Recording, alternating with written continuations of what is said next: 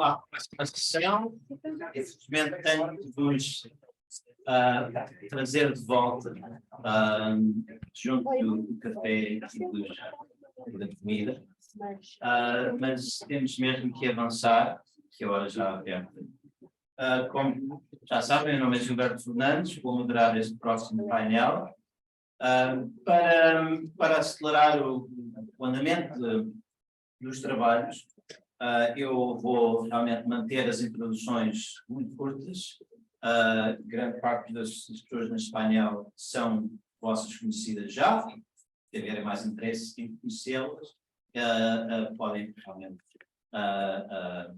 chegar até elas e conversar um pouco mais, exceção a Susana Miranda, que está em casa, mas vai lançar hoje o seu livro na Casa dos Assessores, também às 6, portanto há dois eventos muito interessantes a decorrer hoje. Portanto, o nosso painel seguinte é sobre o associativismo, ativismo, voluntariado e desafios intergeracionais. Connosco estão Marcy Ponte, que é diretora executiva do Working Women Community Center, ao qual ela está associada desde 1976, e tem um currículo enormíssimo, estamos aqui uma hora na cara a falar sobre ele. De seguida, a Susana Miranda, que se vai juntar até nós a partir do Zoom, que é uma scholar, portanto, académica independente, com um doutoramento em História da Universidade de York, e é a cofundadora do Portuguese Canadian History Project. A seguir à Susana, Aida Jordão, é uma académica de teatro, theater scholar, e praticante de teatro, especializada em artes comunitárias, feminismo e produção cultural e estudos portugueses. De seguida, Hilda Januário, tem mestrado em antropologia cultural, e foi investigadora na Universidade de Toronto, em Boise, e recentemente colaborou com o Centro em Rede de Investigação em Antropologia da Universidade Nova de Lisboa, e infelizmente o último palestrante não está disponível, que era o Rui Faria. Portanto, convido a primeira palestrante, Marcy Ponte, a fazer a sua apresentação. Portanto, your slides are already loaded, so good to go. Well, I'm going to speak in English.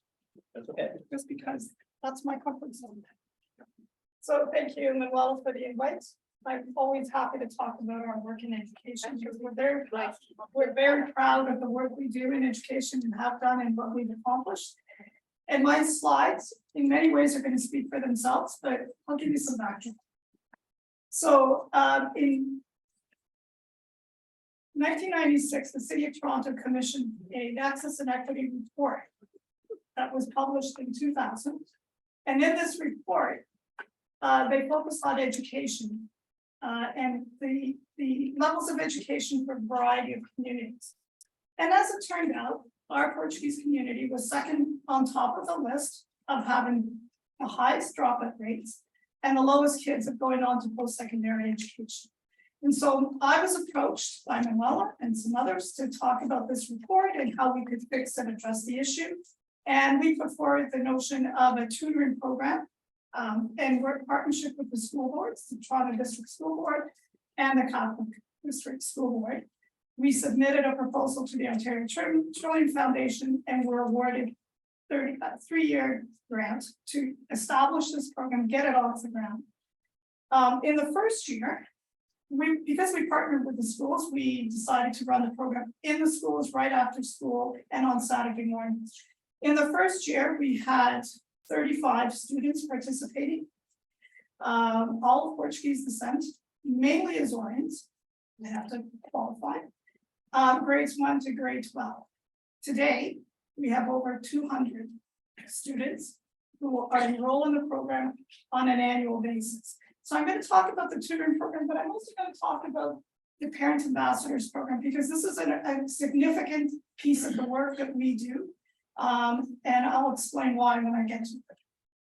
So we work with both boards of education, but we also have students who come to us from Peel board, a Dufferin Peel board, and we've actually had students come to us from Bradford.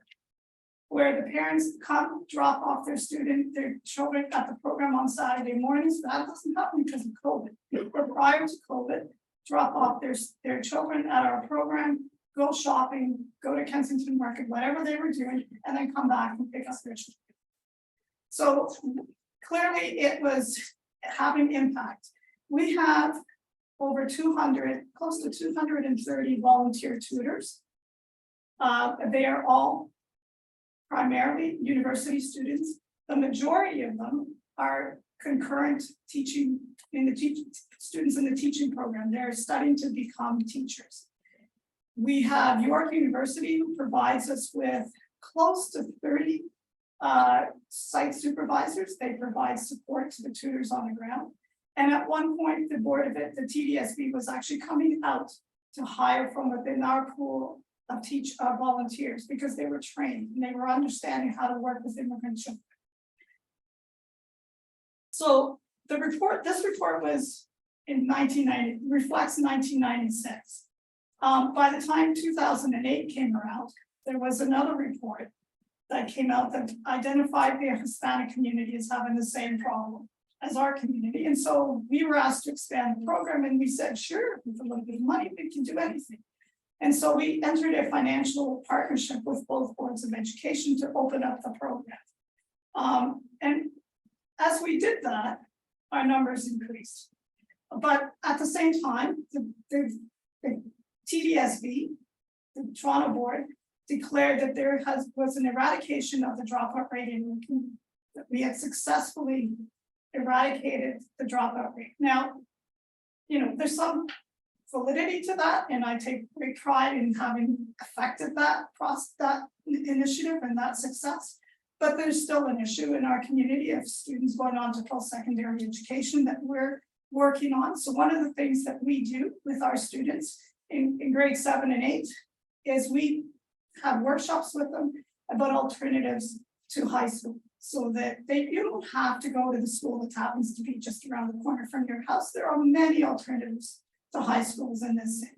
We do the same thing with students in high school, so that they understand what their options for post-secondary education. That's really critical, because when you don't think in that mindset, you don't think, well, I can't go to UT. And we provide workshops that say, yeah, you can. And here's how you can do it. And here's what you need to learn to get there. So it's an ongoing process, and which is why the program continues to have this volume of numbers in the community.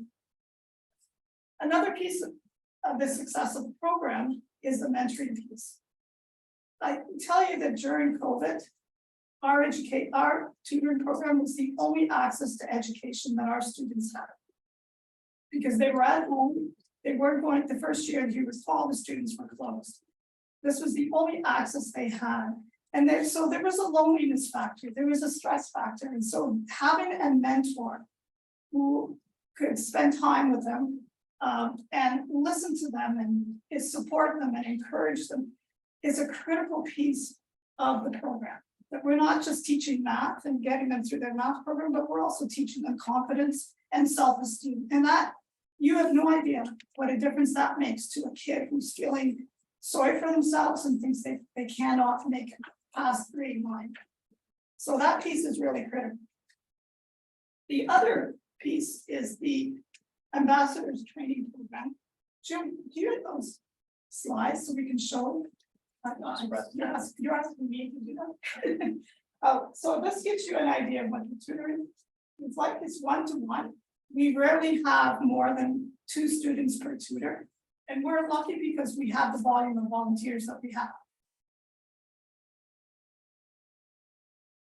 And the other thing I should say is all the students are referred to as by teachers. So it's not just the student coming forward or the parent. It's students who are identified as having specific areas where they need specific help. And this is a graduation. We used to do this live. We would have the room, I think you came to one in the wall 1 year. We would have the room full of 300 to 400 people with the tutors, the parents, the grandparents, the students, It was a real celebration because it was a real accomplishment. But one piece that is really, really important to talk about. Oh, so this gives you an idea. This is 2020. Wow. Yeah. This is the number of students. This is what it looks like. These are the schools, 92 schools. The kids are coming to us from across the city. Fantastic. Did I miss one? I did. I don't like what's happening. Anyway. So it gives you a good example of the breadth and the volume of what we're actually supporting. But as we started this program, one of the things that was really obvious to us was the systemic attitudes towards our students and our parents in school systems, where we would go in and the teachers would say, don't worry about these kids. Their parents never come to parent-teacher interviews. They don't speak English. They don't help their kids with their math. They never come to school activities, so why not? There's not a lot of hope. And we decided we were going to combat that. We were going to take that on head on. And so we went to the city of Toronto, and at the time they had funding for doing Latin American work because there was a huge influx of Latin Americans, and we created a parent ambassadors training program. 12 weeks. It was for the Latin American community, but we use it for everything. 12 weeks learning about the education system in Canada and in Toronto in particular, learning about curriculum, what a classroom setting looks like, learning how to read report cards, learning how to ask questions in parent-teacher interviews, learning how to not be afraid to ask questions. We had parents who, one of the barriers, the biggest barriers for parents was getting to the front desk of a reception in school to say, I want to talk to this teacher, I want to talk to the principal, and the receptionist, secretary would say, sorry, there's nobody here, can't help you. And we would teach the parents to say, well, look in the office, look in the principal's office. And if the principal's sitting there, question that. Say, no, the principal's sitting there, I want to talk to him. It's my child, it's my right, I pay taxes and I have the right. So it's been very, very successful in empowering parents to not be afraid to challenge the system, because they are their children's best and first advocates. And that's the message we deliver to every single parent. It's like, you're not a wallflower, you're a parent. You have a child who deserves the best education they can get, and you have a role to play in it. So we're very proud of this program.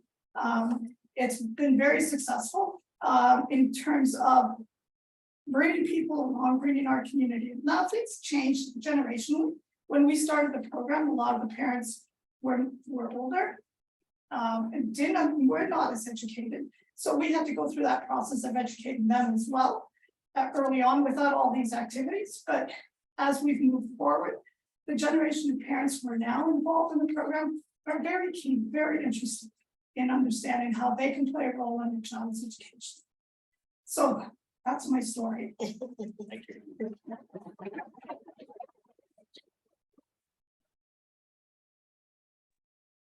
So next is Susanna Miranda, who will be delivering a presentation through Zoom. Just going to try to set that up.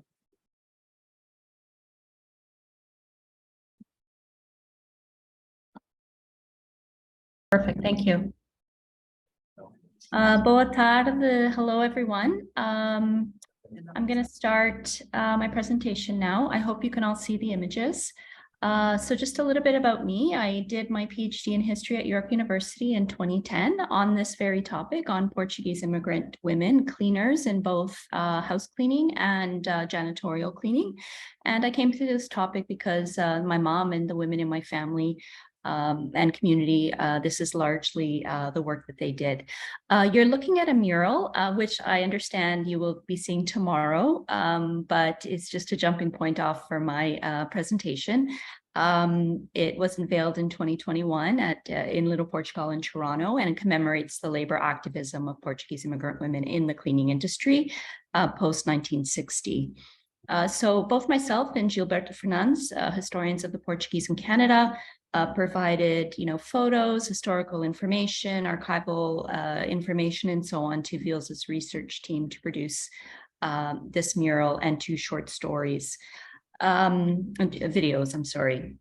So I'm going to tell you a little bit about the 3 main images in this mural. First is the sort of large face of Idalina Azevedo.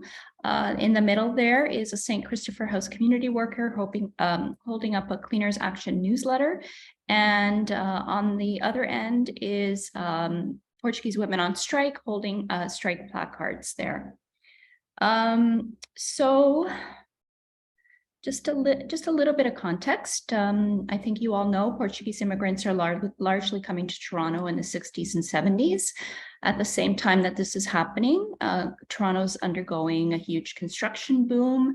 It's becoming Canada's main financial center. The government is growing in size. And so many buildings are being built in downtown Toronto. This is the skyline in the mid-70s. It's changed a lot since then, even more buildings. But a lot of these buildings are going up in this period. Portuguese men, of course, are in the construction trades and building some of these buildings, and Portuguese women found an occupational niche in the cleaning industry in these buildings. And of course, the work didn't require English or, an education and so on. Building cleaners are mainly contract workers. So the building owners hire a cleaning contract company who then hire the cleaners. And this has certain repercussions for them because the competition for cleaning contracts are so fierce. It drives down the price of contracts and therefore the price of labor. So their wages are kept low because of this competitive process. And when they organize into a union, often the contract is cut and they lose their jobs. So I'll tell you a few stories about that. The majority of the building cleaning workforce is female. There are some men in the industry, although they are paid higher wages to do what is called heavy duty jobs, in contrast to what is considered light duty jobs that women do. Okay, so that first image of Idalina Azevedo in the mural, I'm just going to tell a story about a wildcat strike, which is an illegal strike because it happens during the life of a collective agreement that Portuguese women waged in 1974 in the Toronto-Dominion Tower downtown, a big bank tower. A cleaning contractor employed the women to clean offices in the evenings, and he decided one day that the women should reuse dirty garbage bags. So they're supposed to take the garbage out of the bags and then reuse them. So dump out the garbage in a main place and then reuse the bags. Over time, the bags started to smell. There was organic material in them. It was making the women retch and feel sick and nauseous and so on. And so they just decided to stop working. There were about 100 Portuguese women cleaning the building, and they all just stopped working one day. They called a local politician that lived in a Portuguese neighborhood to come help them with translation and so on. And when he arrived, he found 100 women shouting in Portuguese and angry, and they were really upset about this. Idalina Azevedo was a union steward. She spoke some English, and she took a leadership role because of this. And so the employer called the police. The police came and ordered the police to take her out of the building, essentially. The police officers instead asked her why she wouldn't work. She explained the situation, put a dirty garbage bag under his nose for him to smell. And he said, okay, well, I'm going to talk to the employer. And so the employer and the police had a discussion, and the employer agreed to have them use clean bags instead. So in an interview, Idalina explained to me that the employer thought he could get away with exploiting the women because they couldn't speak English, and he thought they couldn't defend themselves. But this is an early episode, 1974. A lot of these women are new immigrants to Toronto. We know that they don't come with a union background, obviously, in Salazar's Portugal, and they are fighting very early on for their rights in the workplace. Okay, I'll discuss the second image now, and that's of a St. Christopher House worker holding a Cleaners Action newsletter. A little bit of context again, in the early 1970s, a certain kind of community work is on the rise with immigrants in Toronto and other places, which reflects sort of more interest in teaching immigrants about their rights, women's rights and worker rights and so on. And a lot of this community work is coming out of St. Christopher House. That's what it was called at the time. It's now the West Neighborhood House. And they started a Portuguese program in 1974, community work with Portuguese in 1974. And in 1975, a program offshoot of that Portuguese program was called Cleaners Action. And this came out of the work that they were doing with Portuguese immigrant women in their agency. So how did this come about? In 1975, just change the picture. In 1975, a group of cleaners at the Queen's Park complex, this is a large government complex, Ontario government complex in downtown Toronto, asked the community workers at St. Christopher House for help. What happened was that these women had decided to unionize on their own. Amongst themselves, they discussed it and decided they wanted to form a union. They wanted higher wages. They actually wanted more of the so-called men's jobs because they wanted to make a better, make better money. And they had other grievances like being fired without cause. That's one of the leaders there with her hand up in the air is Leopoldina Pimentel. The other lady is Idalina Svedu again. So they took on this task and the employer heard about it. And so the employer went to Leopoldina's house one night and said, give me the list of all of the women who want to join the union. She refused. She had torn up the list and they fired her. They then went to the next day in the building. They made women sign a paper saying that they would not join a union. A few of the women refused and they were fired as well. But then the women kept organizing at home and visiting each other's homes and still working to try and unionize, even though the cleaning contractor, their employer, was visiting homes, threatening them with losing their jobs and threatening them in the workplace. And despite these tactics, the union was certified in 1975. I mentioned a little bit about the problem with contracting out in this industry. And so the employer was not happy about the union and he canceled the contract with the Ontario government. So the women lost their jobs. But they didn't give up. They went to St. Christopher House, said, we need help to get our jobs back. And St. Christopher House workers helped with press conferences, setting up press conferences to bring these women's stories into the public. And I think I missed a couple of pictures. This is them in 1975 in a union meeting, the Queen's Park Cleaners. This is them with a St. Christopher House community worker also strategizing with these women. And the St. Christopher House worker has her hand on her mouth there. That's Sydney Pratt. And back to the press conferences. So basically the press conferences were a way St. Christopher House workers brought in women's groups and other groups that could help these women get their story out. The women spoke at the press conferences about how their jobs were really important for their families. Many had husbands in the construction industry, for example, who might not be working in the winter or were injured.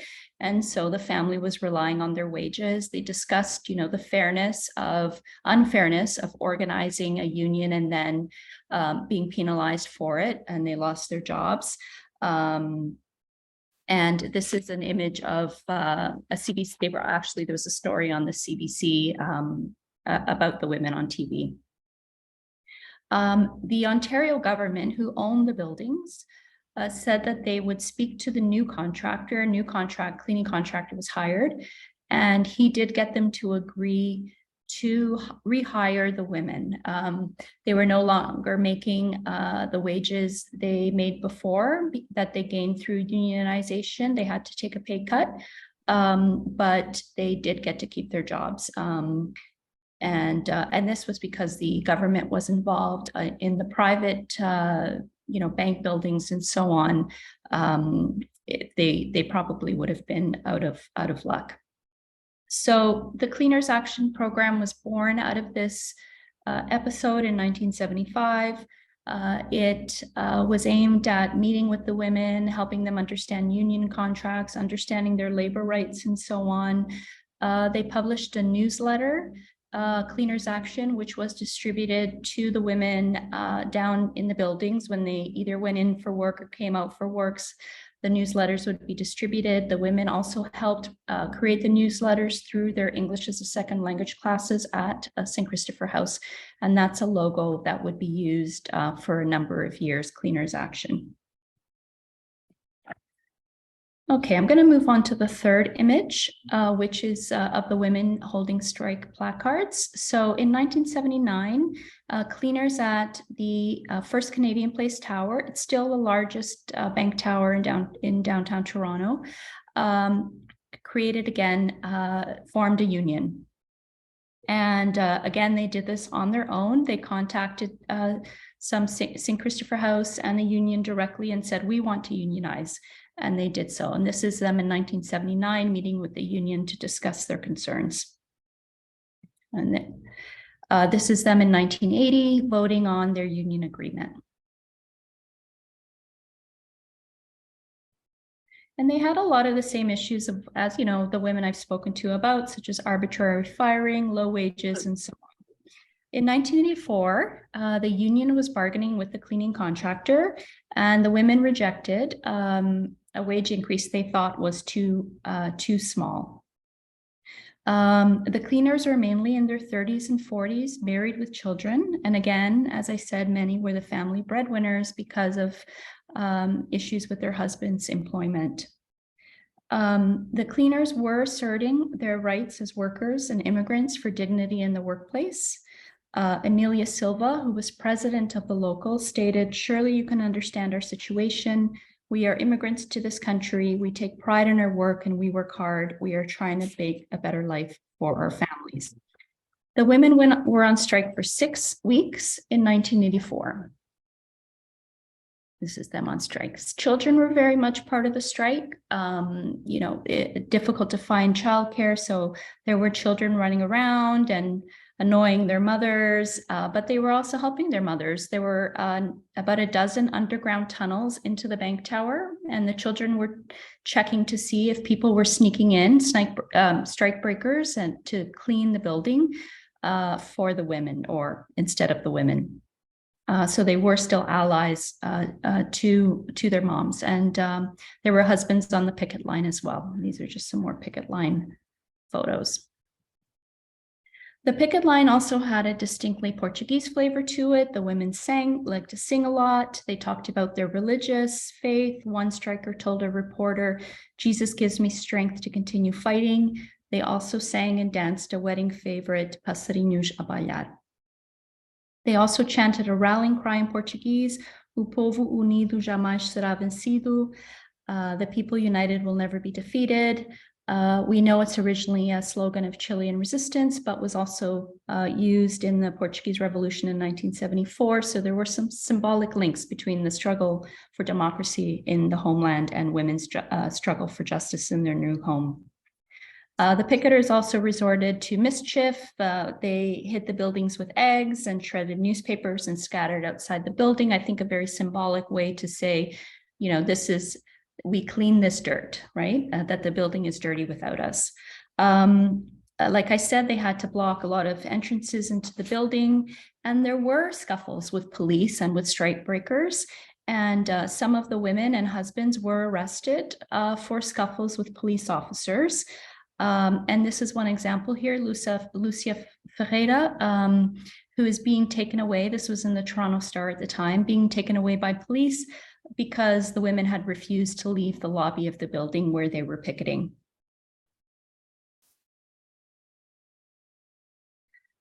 So the strike received a lot of press in the newspapers, pretty much daily, 6 weeks of daily press from the Toronto Star and the Globe and Mail and so on. Great for me as a historian, but I think it indicated some interest in these women in the sense that they usually work at night.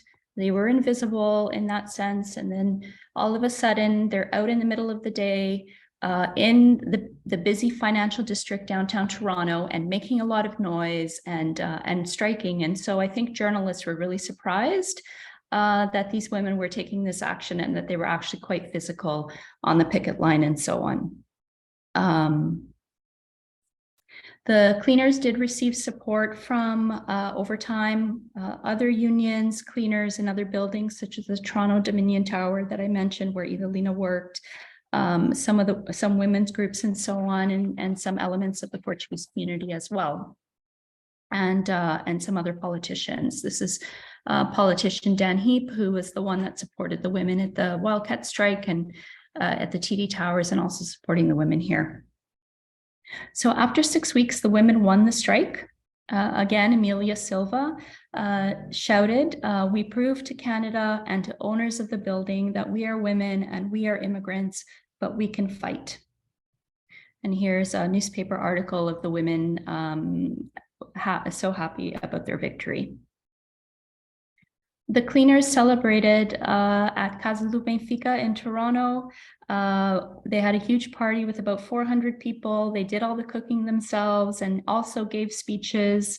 And there was a disc jockey, Nazaré Praia disc jockey, and the women danced until 3 a.m.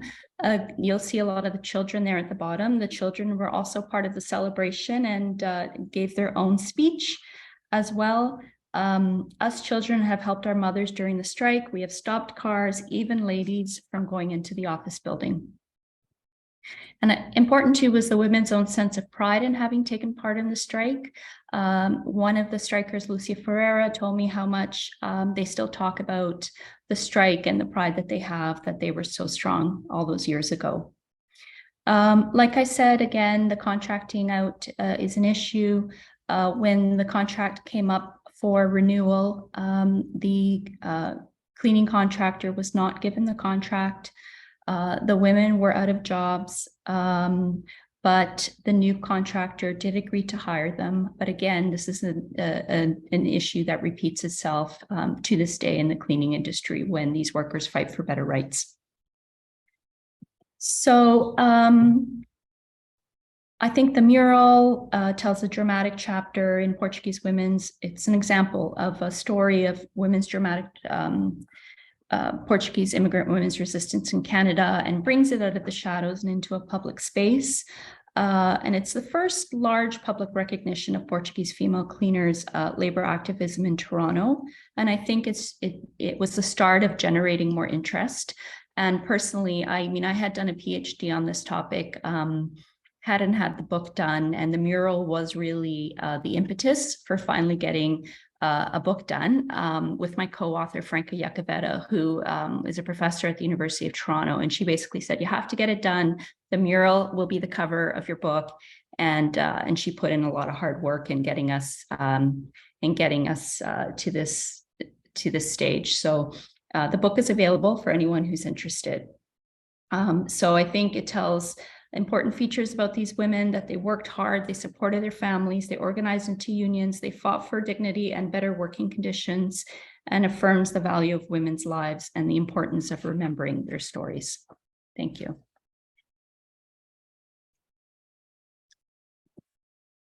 Thank you, Susana.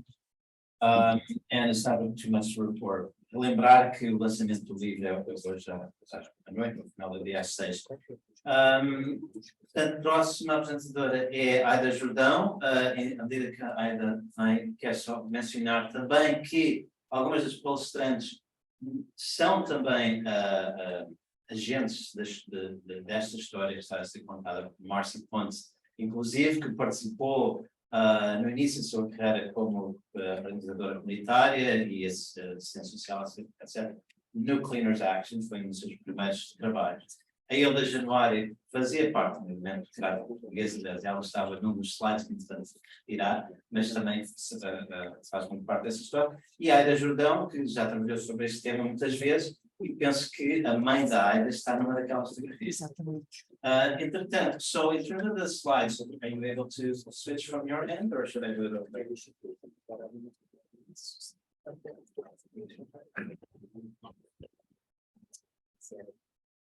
Yes. Yes. Yeah.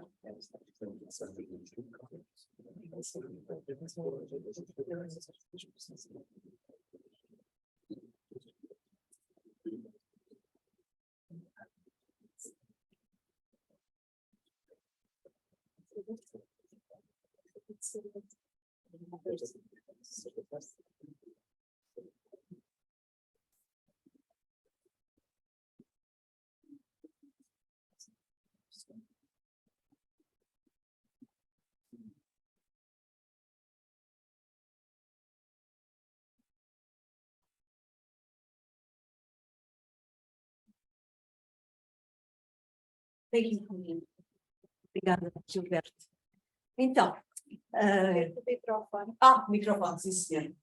Pronto, felicito os 20 anos de Vez e Voz e agradeço à comissão organizadora e ao conselho científico o vosso trabalho e também aos colegas aqui presentes, a vossa atenção. And now I will present my paper in English. Susanna has, of course, created the context for my paper. So I hope not to be repeating too much because I will be talking to you about the plays that were created about the Portuguese women cleaners on strike. So the Wildcat Cleaners strike in 1974 at the TD Center, the Union Drive-by Cleaners action at Queen's Park 1 year later, and the 1984 six-week strike at First Canadian Place have been staged as dynamic cultural interventions to celebrate Portuguese Canadian women's refusal to be exploited. The dramas that played out on the picket lines and at the bargaining tables became performative, both in the sense of identity forming and as theatrical representations that mythologized the feisty women, most of them from the Azores. The cleaners' resistance to workplace injustice challenged the stereotype of apolitical immigrant workers. Their continued representation in Canadian performance insists on a legacy of resilience and activism. The feminist group, the Company of Sirens, was probably the first to feature the Portuguese cleaning lady on strike in the Working People's Picture Show in the mid-1980s.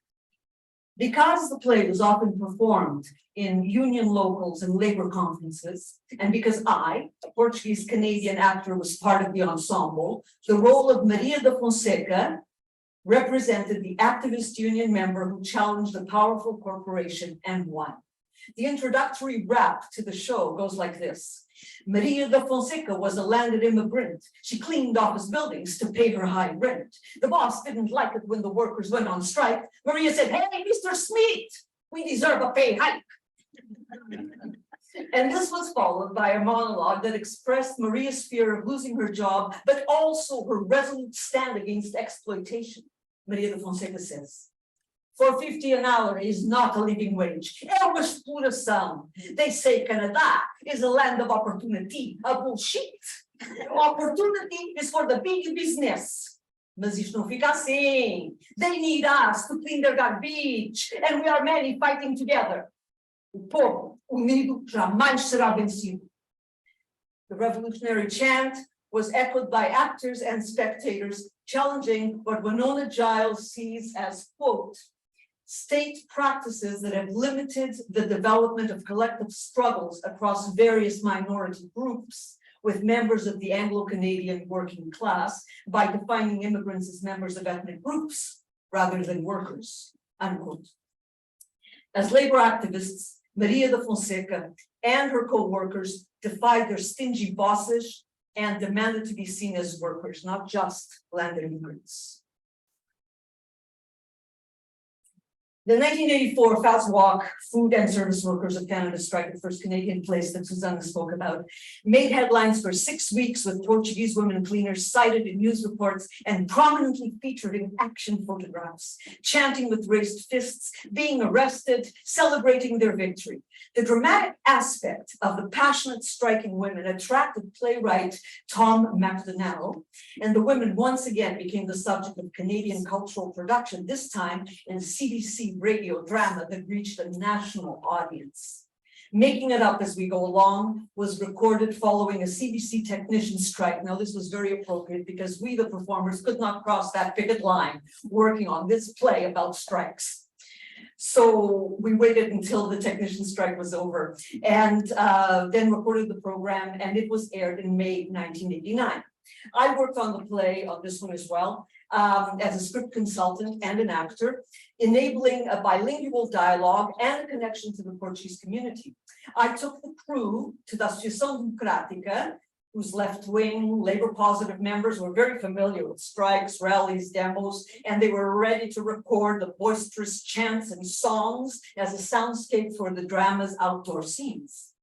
MacDonald's play, though, focused on the conflict between the Anglo union organizer and the Anglo company boss.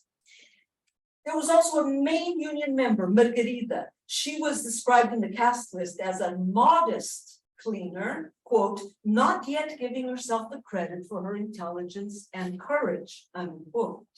The two other cleaner characters were Zita, who is, quote, passionate, fearless, and a union believer, unquote, and Maria José, who is, quote, anxious, timid, and credulous, unquote. So who do you think I played? Not the timid one. So with the English-speaking main characters and only one strong Portuguese activist character, the play almost fell into the trap of showing the immigrant women as more ethnic than worker, but was saved by the historical fidelity to the story that finally made the women victorious. By the end, Margarida has found her courage. When the women return to work, she and Zita sit in the boss's chair. Zita, que porcaria! This place is really dirty. Scabs don't know how to clean. You know, Margarida? What are you doing? Margarida, just trying something out. Maria José, that's the president's chair, Margarida. Zita, how does it feel, Margarida? Margarida, que bom! It feels wonderful, Zita. Look at the way it swings round and round. Look, sit down. There's room enough for two. See?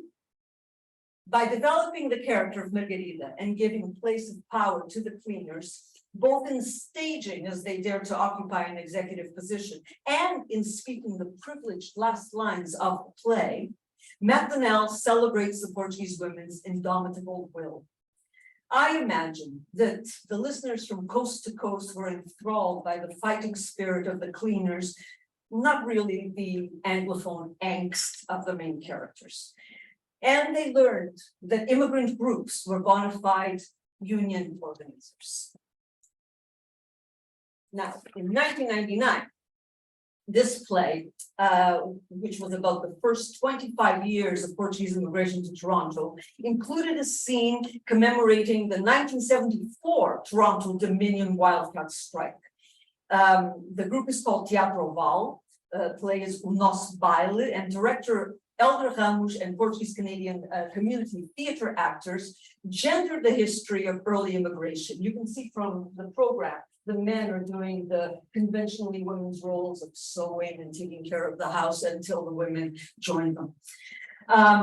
So the story begins with the male-dominated workforce, the women as dependents of their husbands or fathers, but it ends with the women as workers.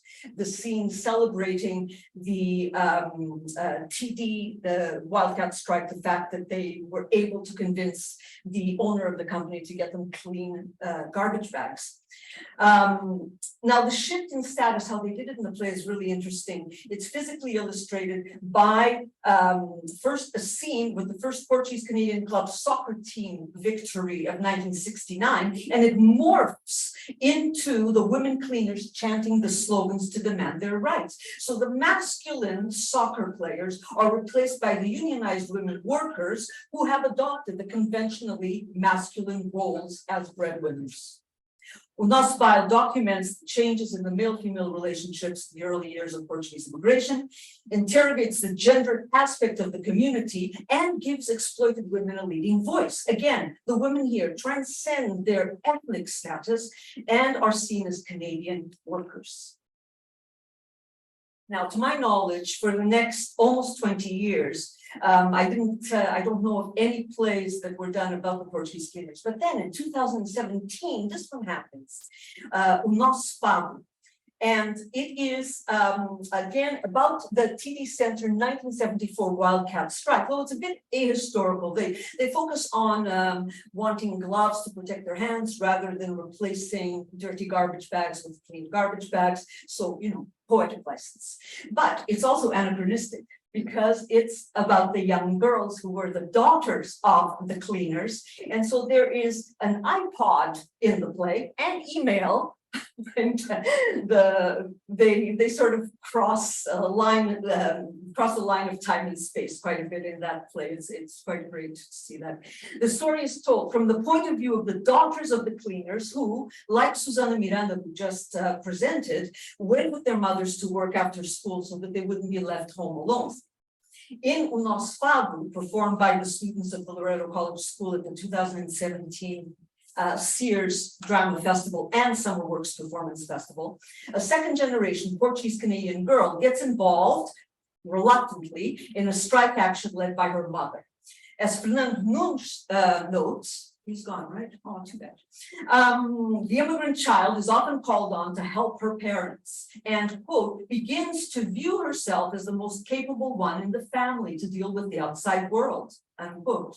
In O Nosso Fado, Lucy is always asked by office workers to act as interpreter for the non-English speaking cleaners and also translates the union steward's complicated instructions. But she's not willing to help her mother in her manual labor. Lucy shows disdain for her mother's work. Maria, that's the mother. You want to help? Pick up the pail and start cleaning. Lucy, no. Maria, excuse me? Lucy, no. Maria, why no? Lucy, because I don't want to be like you. Maria, like me. Like the girl who can no longer go to school so that the family can have food to eat.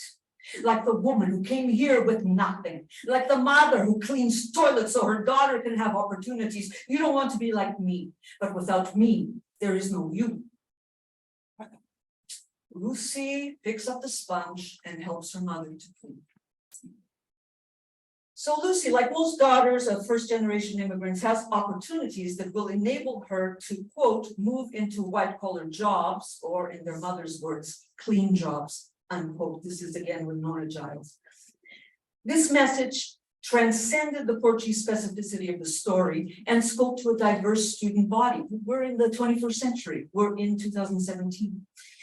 The children of recent immigrants from different communities long to do better than their immigrant parents. And the play, although it was penned by a student of Portuguese background and directed by a Portuguese Canadian teacher, it had a cast that included students from Pakistani, Filipino, and also Portuguese backgrounds. In this way, O Nosso Fado became an intercultural project that embraced the demographic development of 21st century workers' roles and the ethnic cultures of Loreto College. Here, worker and ethnic, defined by the formative motifs of cleaning and fado, expanded cross-culturally and intergenerationally. Also in 2017, the Portuguese cleaners were the subject of the Department of Public Memories workshop installation at Toronto's Nuit Blanche. And there, I performed Maria da Fonseca's speech, the one that I did a little bit of, from the Working People's Picture Show. And the event commemorated the cleaners' action and the 1984 strike. And by including my monologue, it also commemorated the performance of the cleaners' activism in Toronto theatre. A street sign was installed on Grosvenor Street and later moved to the Ville's mural that is on Dundas. And by coincidence, that is a photograph of my mother, who was a cleaner in the houses. She was a cleaning lady in people's homes. But she went down with many other people from Associação Democrática to support and walk with the fast walk painters. A beautiful mother. And this, my final example now, is of a play that hasn't yet been done. It's going to be done in the fall, and it is in its third draft. I am again involved, this is true, I can't help it. And it was inspired by Susanna Miranda's and Franca Jokovet's new book, Cleaning Up, the one that Susanna talked about. So it's the Toronto Workers' History Project Theatre Group. Because of the book, mostly because of the new history that's been launched. They were interested, the group was interested in staging the 1984 strike in the context of the cleaners' working conditions today. So it's called Sweep and Say Union. This is after a song from Cleaners Action in the 70s. And it honors the Portuguese women's historical victory, but it also introduces today's cleaner activists and their problems. The final scene of the play is at the event launching the Ville's mural, appropriately. And here the present and past cleaners meet. So Nan, Carla, Ruthie, and Sherry are the cleaners of today from different backgrounds. And Emilia, Lucia, Maria, and Margarida are now older women who were in the 1984 strike. So Nan says, excuse me, can you tell me who that woman is, the one speaking? Emilia, claro, that is Idalina Azevedo, an office cleaner like us, from Portugal, like us. Nan, we are cleaners too. We work in downtown office hours. Carla, is it true that your families joined you on the line? That you did a bird dance and played music? Lucia, and fight with our mouths and our fists. We fight with police and security and scabs. Nan, and you won. You got better wages and working conditions. Lucia, we won. Better wages, better working conditions. No one lost her job. We got respect. Margarida, and the newspapers laughed us, but mostly we showed them Portuguese women will take the garbage. I could end there, but I will just quickly conclude. The performance of Portuguese cleaners in Toronto theatre, in professional stage and radio plays, in schools and in community, showed how the identity-forming performative nature of union activity transformed landed immigrants into organized workers. The Portuguese women on strike dispelled the stereotype of docility and acquiescence to the dominant culture, refusing the host nation's prescribed role of solely ethnic citizenship. Nonetheless, the performances about the cleaners bring Toronto's labor history to life and celebrate both the activism and their culture. That is, the ethnic specificity of the characters' regional background, mostly Azorean, their language, songs, religion, and food is vividly present without subordinating their worker status. Obrigada.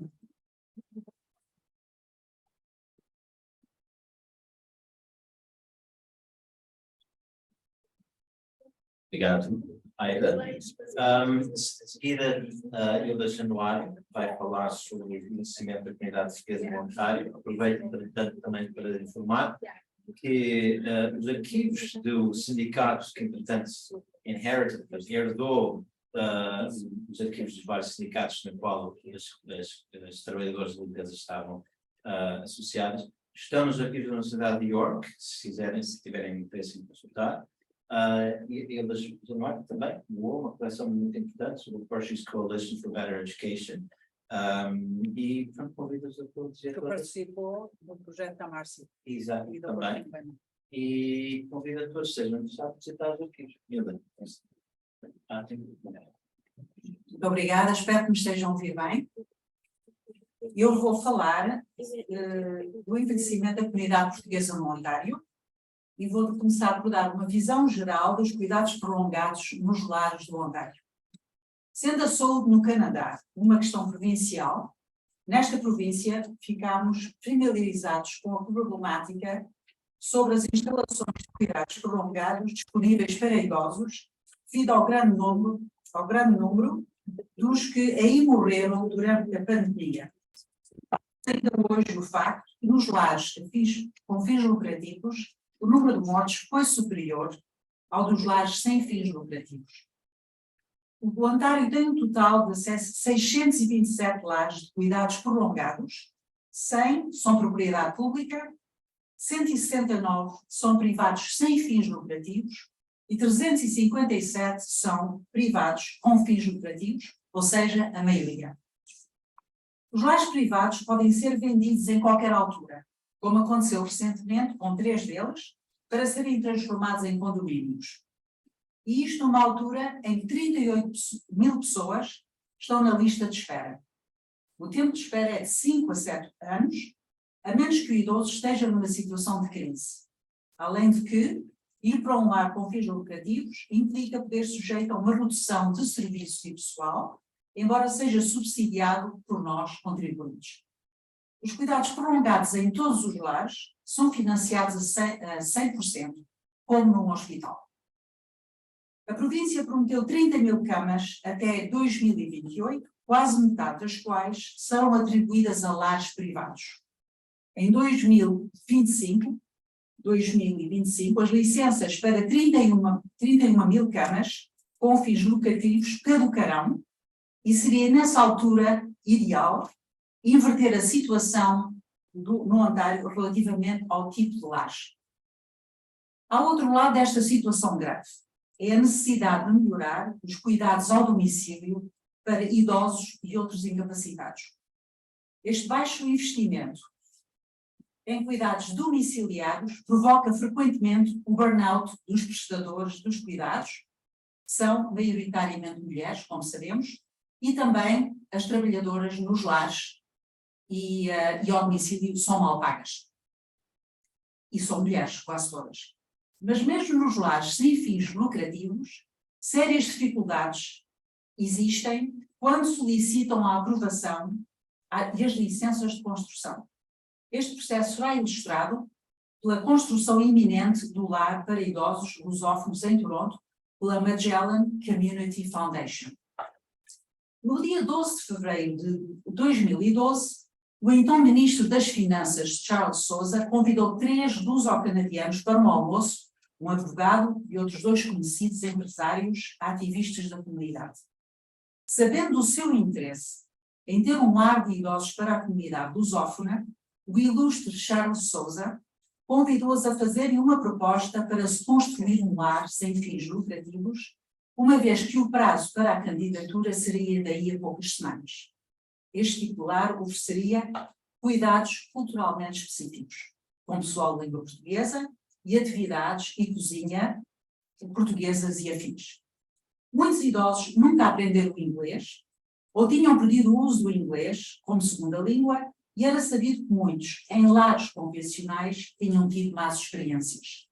Atualmente, dos 200 lares para idosos da área da Grande Toronto, apenas 33 têm uma designação cultural e ou religiosa e 56 em Ontário, todos sem fins lucrativos.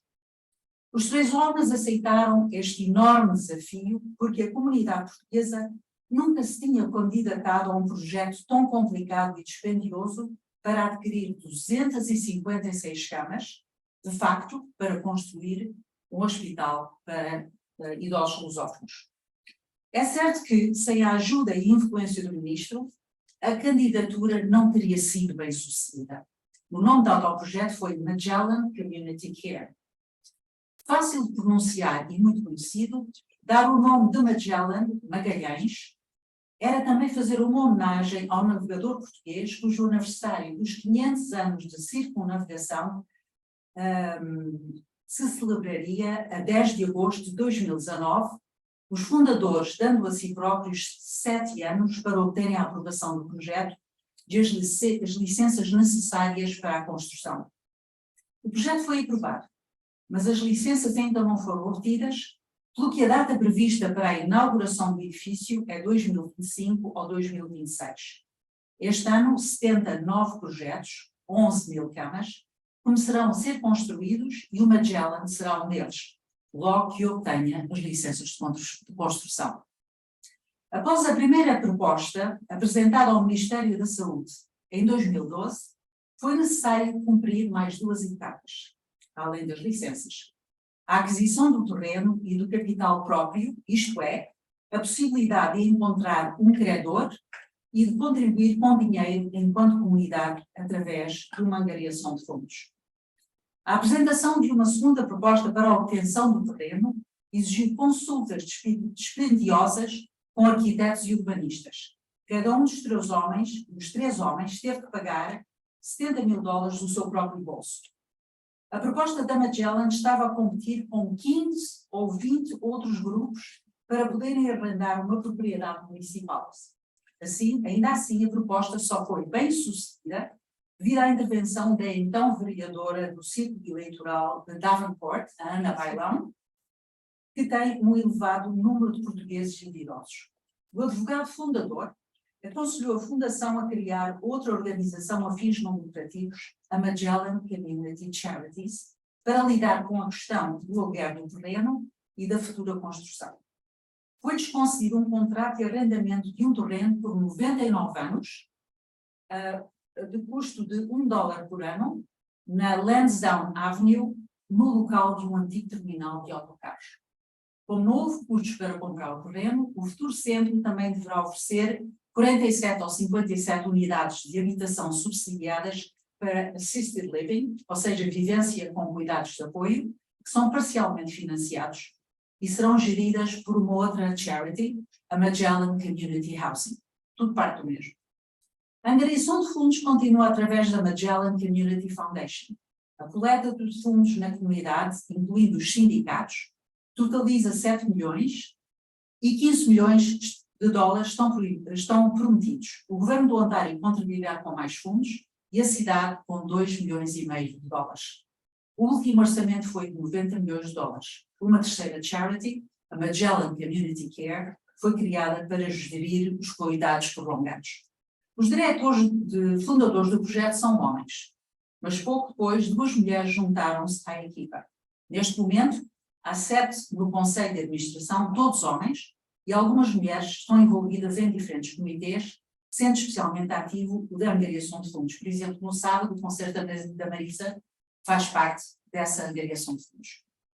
Os antecedentes comunitários para obter um lar próprio para idosos lusófonos que não tiveram sucesso, houve duas iniciativas, devem, no entanto, ficar documentadas, e vou falar neles agora. Em 1998, 99 e 2000, o Ministério da Saúde do Ontário pediu a organizações e grupos sem fins lucrativos que apresentassem propostas para construir ou renovar lares de idosos de acordo com as novas normas então estabelecidas pelo Ministério. Durante esse período de 3 anos, 20 mil camas no Ontário foram distribuídas por várias organizações atribuídas, não é? E apresentaram propostas. Nenhuma organização portuguesa o fez. Por isso, perdemos o barco, enquanto comunidade. Recuando no tempo, já depois do ano 2000, mas antes do Magellan, houve 2 outras iniciativas comunitárias para tentar melhorar a situação institucional dos idosos de língua portuguesa, tendo ambas durado 4 anos. Uma delas foi o Camões House for the Aged, Lar dos Idosos Camões, fundado e constituído por 3 diretores do sexo masculino, um deles ponta de lança do projeto da Magellan, e o grupo visava criar um lar de idosos de língua portuguesa. O projeto estava apenas na cabeça desse homem, até sugerir a oportunidade de arrendar uma propriedade na cidade. Esta tinha sido ocupada até então pela Direção Escolar Pública de Toronto, em Davenport e Western Roads. Após a constituição do grupo fundador e seu registro em 2005, os diretores apresentaram uma proposta para arrendamento e a negociação prolongou-se com a cidade, não é? Prolongou-se por 2 anos. Foi bem sucedida, mas outra organização portuguesa apresentou uma proposta mais elevada. No final, essa organização concorrente não ganhou o contrato de arrendamento e, em vez disso, foi construída naquela propriedade uma esquadra de polícia que ainda hoje já se encontra. O grupo pôs fim ao projeto em 2009. Foi para todos uma dura experiência de aprendizagem, tanto do ponto de vista do processo como da própria comunidade. As diferenças ideológicas entre os grupos que criaram uma comunidade dividida e a sua falta de contribuir para a angariação de fundos em prol de uma iniciativa sem fins lucrativos, neste caso, para cobrir 15% do custo do projeto. Passo agora a descrever a outra iniciativa, que foi o Lar dos Idosos Inc.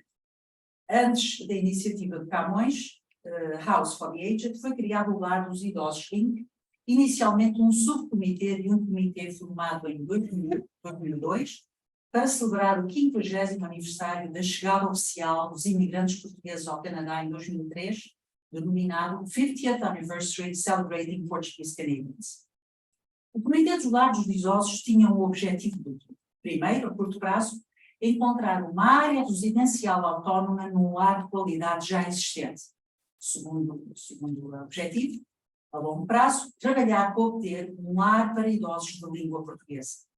No entanto, o Comitê cedo se apercebeu que a possibilidade de trabalhar para um lar de cuidados culturalmente específicos era demasiado ambiciosa, pelo que o seu objetivo a longo prazo foi abandonado a favor do Camões House for the Aged, criado em 2005, ao qual deu o seu apoio incondicional. Quanto ao objetivo a curto prazo, inicialmente funcionou bem. Em outubro de 2003, o Hong Center for Geriatric Care, de etnia chinesa, ia abrir um quarto lar para idosos na cidade vizinha de Mississauga, a 29 km de Toronto, onde já viviam muitos portugueses, mas ainda mais sino-canadianos. Foram feitas negociações com o líder comunitário, o Dr. Joseph Wong, para estabelecer uma parceria com o comitê e incluir os idosos portugueses nas suas instalações. No entanto, o Dr. Wong não podia garantir um andar de 25 camas para os portugueses, porque eles, ao contrário dos filipinos, não tinham sido oficialmente incluídos no pedido inicial ao Ministério de Saúde e estavam sob a designação de outros.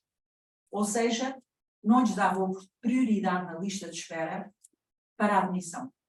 As campanhas de sensibilização do comitê, junto da comunidade, intensificaram-se para obter pessoas interessadas. Mas devido à resposta limitada da comunidade, a parceria não foi oficialmente concluída porque apenas 9 das 25 camas do piso inicialmente reservado aos portugueses foram ocupadas, portanto uma minoria de camas. Apenas 3 empregados de língua portuguesa trabalharam no IROM. O Lar dos Idosos concentrou-se a velar pelo bem dos residentes portugueses do IROM e também a tentar obter uma área designada portuguesa num lar de qualidade na Baixa de Toronto, o que acabou por não conseguir. Em abril de 2005, o comitê apelou ao Dr. Wong, para que a direção do IROM fizesse o possível para tornar oficial a inclusão dos portugueses como grupo étnico, a par dos filipinos, depois de ter constatado que na lista de espera tinham entrado 20 vietnamitas a seguir aos 9 portugueses. Dr. Wong, por sua vez, queixou-se da enorme dificuldade em contratar profissionais de saúde de língua portuguesa. O Comitê do Lar dos Idosos, não tendo conseguido a designação oficial para os portugueses no IROM, decidiu suspender as suas atividades em março de 2006, dando como razões a falta de resposta da nossa comunidade durante o período do registro e a burocracia com que nos deparamos. Ao contrário da Fundação Magalhães, Magellan, a maioria dos membros do Lar dos Idosos eram mulheres, incluindo eu própria, com 8 pessoas no seu conselho de administração e depois 5, e alguns homens na qualidade de consultores, especialmente no início dos trabalhos do comitê. Passo agora à conclusão, se me permitem. Os voluntários dos 3 projetos comentaram a falta de resposta da comunidade. Em comparação com outros grupos étnicos, a comunidade portuguesa foi muito lenta para entender a necessidade de ter um lar próprio e que os seus idosos tiveram de suportar ao longo de décadas condições de vida difíceis em lares convencionais, onde muitos nem sequer falavam português, não é? Não podemos deixar de nos surpreender com o facto de que já em 2003 A comunidade chinesa, cuja maioria começou a emigrar para o Ontário a partir dos anos 60, está a abrir um quarto lar para idosos. Neste caso, aprendemos como um lar designadamente etnicamente específico tem que ser inclusivo, abrindo as suas portas a outros grupos étnicos. O projeto Magalhães evidenciou a necessidade de uma maior participação dos portugueses na política provincial e municipal e a necessidade de construir, tal como a chinesa, a sua equidade social, capital social, digamos, como comunidade étnica para ser tida em boa conta pelos governos. Não basta sermos honestos, ordeiros e bons trabalhadores. Para terminar, um agradecimento muito sentido a todos os voluntários que trabalharam tão arduamente ao longo das décadas para conseguir esta mudança em prol dos que, este ano, estejam os 70 anos da nossa chegada oficial ao Canadá, muitos de nós voluntários, também já idosos.